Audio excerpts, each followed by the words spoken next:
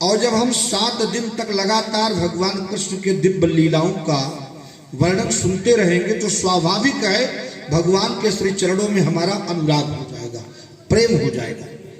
तो भाई जिससे हमारा प्रेम होना है पहले उसके बारे में हम जान लें वो कैसा है। तो 2 पुराणों ने भागवत के महत्व का वर्णन किया है, पद्म पुराण और स्कंद पुराण। अब आप बताइए, भागवत पुराण तो पहले का पुराण है, लास्ट का पुराण है, तो पद्म पुराण तो बहुत पहले रचा गया, व्यास जी ने पद्म पुराण की रचना की। अब लास्ट में भागवत महापुराण की रचना करनी है, तो जिसका भाई जन्म नहीं हुआ है उसके महात्म का वर्णन कैसे कर दिया व्यास जी। तो कहा भागवत महापुराण जो है ये पहले से था, क्योंकि पुराण विद्या सनातनी विद्या, लेकिन गुरु और शिष्य के परंपरा को अक्षुण्ण रखने के लिए, जीवंत रखने के लिए व्यास जी ने भागवत का पुनरुद्धार किया है, स्वामी शुक्रदेव जी को बना करके व्यास जी ने। भागवत महापुराण, पद्म पुराण और स्कंद पुराण में इसका महात्म का वर्णन है। 6 अध्यायों में भागवत महात्म का वर्णन है। अच्छा देखिए, सबसे पहले भागवत महात्म में सच्चिदानंद शब्द का प्रयोग है। सच्चिदानंद कौन है? तो कहा भगवान कृष्ण। जय सच्चिदानंद भगवान की जय।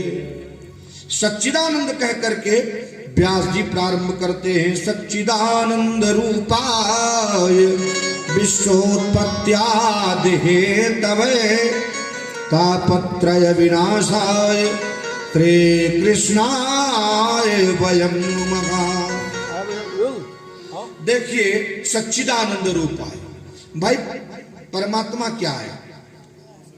परमात्मा हमारे लिए, परमात्मा का स्वरूप कैसा है, परमात्मा का कार्य क्या है और परमात्मा हमारे लिए उपयोगी किस प्रकार है, ये 3 बातों को बताया गया इस श्लोक में।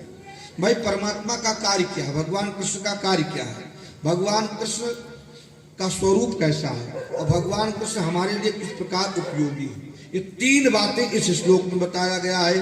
तो सच्चिदानंद रूपाय, भगवान का स्वरूप कैसा है? तो कहा सच्चिदानंद। अच्छा, सच्चिदानंद का तात्पर्य क्या हुआ? सत-चित आनंद। जैसे पत्थर है तो पत्थरों में सत है लेकिन चित नहीं है, और वनस्पतियों ने, वृक्षों में, पेड़ पौधों में सत भी है, चित भी है, तभी वो हरा भरा है।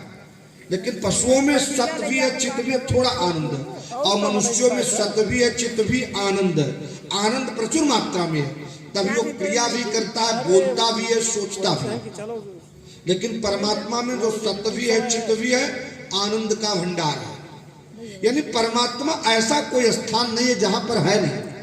सच्चिदानंद रूपाय, ये भगवान का स्वरूप है। अच्छा, सत्य का मतलब क्या हुआ? कर्म, चित्त का मतलब हुआ ज्ञान, आनंद का मतलब हुआ भक्ति। ये 3 योग, और परमात्मा को पाने के लिए हमें 3 योग की आवश्यकता है, चाहे कर्म योग के द्वारा, चाहे ज्ञान योग के द्वारा, चाहे भक्ति योग के द्वारा। तो कहा कर्म क्या है? जैसे मान लीजिए हमारा कर्म है कथा करना, तो हो गया कर्म। भाई ब्राह्मण का उद्देश्य है, ब्राह्मण का धर्म है कथा करके समाज को ज्ञान देना, तो ये हमारा कर्म योग हो गया। लेकिन कथा करने के लिए ज्ञान चाहिए, तो विविध ग्रंथों का, विविध शास्त्रों का अध्ययन करना होगा, ये हो गया ज्ञान योग। लेकिन कथा किसके लिए कर रहे हैं?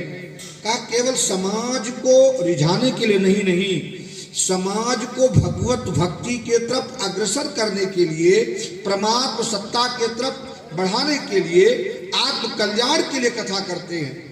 यह है भक्ति योग। तो कर्म योग, ज्ञान योग, भक्ति योग, ये तीनों विद्यमान है सच्चिदानंद।